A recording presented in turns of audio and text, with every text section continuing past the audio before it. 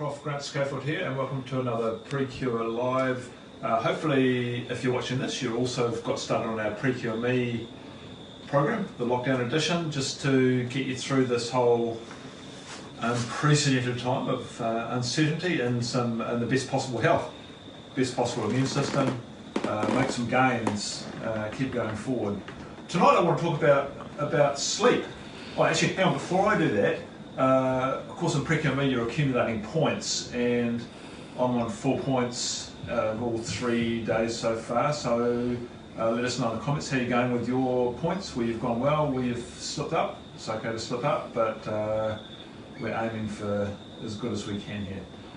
Sleep. So, amazing thing with humans, isn't it? Well, actually all animals, that this non-functional activity where we're sort of out to the world and we're open to predation, or at least historically we have been, is so important. And in fact, not going to sleep will harm your health quicker than anything else. And in fact, it's also been taken out of the Guinness World Records now because it's so dangerous. Going out without sleep for 3 or 4 days can and will kill you. It will kill animals as well.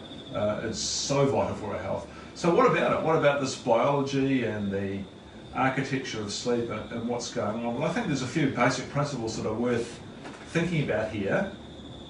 The first is what we call sleep pressure. So there's really 2 chemicals involved. One's a hormone called melatonin.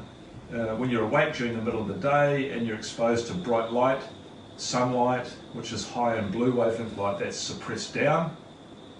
And as it gets nearer dusk, like it is right now, then you start to secrete melatonin and you become more sleepy. So obviously the way to maximise that is to be out in the bright light during the day and avoid anything that puts out blue light during the evenings. Unfortunately, LED lights and LED screens also put out blue light in a higher proportion than the sun. Not brighter than the sun, but in a higher proportion. So they're clearly things to avoid. There's also a second pressure through a neurotransmitter called adenosine, and that starts low at the start of the day and it's sneaking up during the day. Coffee pushes it down. One of the reasons that caffeine close to bedtime for most of us is a bad idea. But also falling asleep in your armchair while you're watching TV at night squashes that adenosine down. So one of the main pressures for sleep isn't there anymore, and you have a bad night's sleep if you fall asleep too early. Adenosine and melatonin are the sleep pressures. Now what happens when you're asleep and what are we recommending? Well, I think what we're saying is that 7-8 hours of sleep is about optimal. Might be a bit more for some of you. It's probably not less for most of you. If you think you're getting away with less, you're probably not doing as well as you could do for your human potential. So we suggest here, well, I suggest that 8 hours sleep window, and that's part of this Pre-Cure Me challenge, is give yourself a window where you're organised enough to get 8 hours. Now my suggestion is that the best biological outcomes of sleep is as it starts to get dark, that's a good time to start to get yourself organised for sleep, and an hour or 2 after that go to sleep, and when it gets light it's time to get up. That's optimal. People have other rhythms, but I think for most of us, at least 70% of us, that's the way it should go. What happens when you're sleeping? Well, that's interesting as well, isn't it? Because I'm sure you've all seen this, you've heard of that circadian rhythm, but that ultradian rhythm, the fact that we have peaks and troughs, peaks and troughs, peaks and troughs of brain activity is normal sleep architecture. If you flatline it with no brain activity through sleep, well, you'll be unconscious, but you won't get all the gains. So if you booze yourself to sleep, if you drug yourself to sleep with sleeping tablets, you keep constantly waking up because you're a snorer or near snorers or that sort of thing, then you're not really getting that architecture of deep sleep, dream sleep, deep sleep, dream sleep, and the intensity of the dream sleep increases during the night, and the intensity of the deep sleep is most is highest at the start of the night. So what's happening in these 2 different phases and why they're so crucial? Well, this deep sleep, what was discovered in 2014 by a Danish scientist, was that in fact there's a whole system inside of the brain called the glymphatic system. You've heard of the lymphatic system in the body?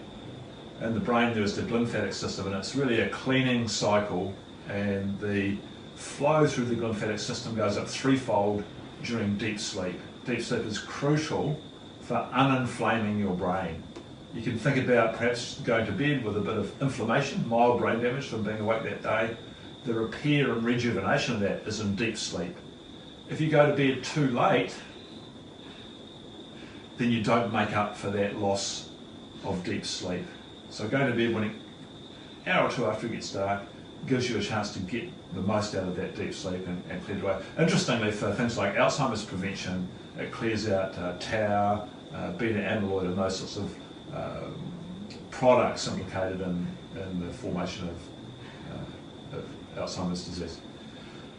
What's going on in dream sleep? Well, I'm not sure what you dream about. I'm not even sure what I dream about or what it means or anything, but what we do know is that dream sleep is not an inactive phase, it's a very active phase for the brain, and it's crucial for not just mental health but cognition and improved cognition, problem solving.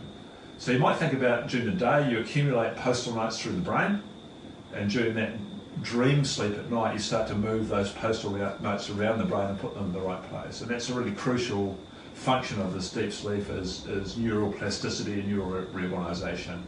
Now, if you're waking up far too early in the morning or not getting that quality good night's sleep of that 7 or 8 hours, then you won't get the best quality dream sleep, because it happens around that 6-7 hour region. That's where the magic really happens for the highest intensity dream sleep. So it's important sleep. It's important to a healthy life. It's important to a long life. It's important to immune function. How do you get the most out of your sleep? Well, here's my top 3 tips.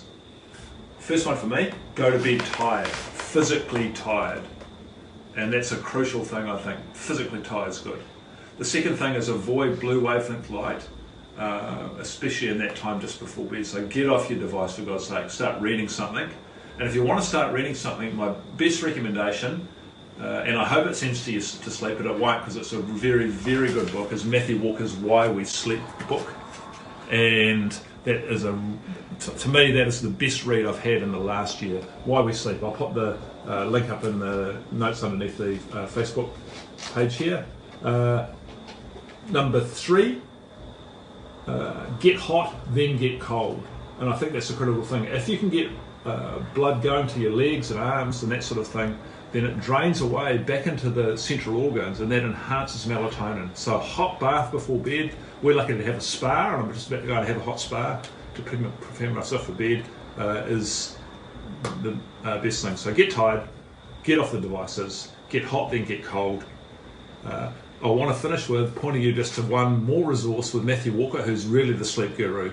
We'll put the notes in here, but go to Peter Attia's Drive podcast, look for episodes 46, 47 and 48. Listen to those in your spare time and have a look. Just to finish with, here's Bluey. He's obviously sleeping now, but that's my final go out tip. Bluey keeps us in a routine. He's well trained. Well, he may have trained me well, but he gets up at first light every morning. He comes and knocks on my arm and says, I need feeding. And then I wake Louise up and she goes and feeds him. No, not really. I do that half the time. So thank you. Good night. Have a good night's sleep. Enjoy your Pre-Cure Me challenge. I hope you're feeling better. I certainly am.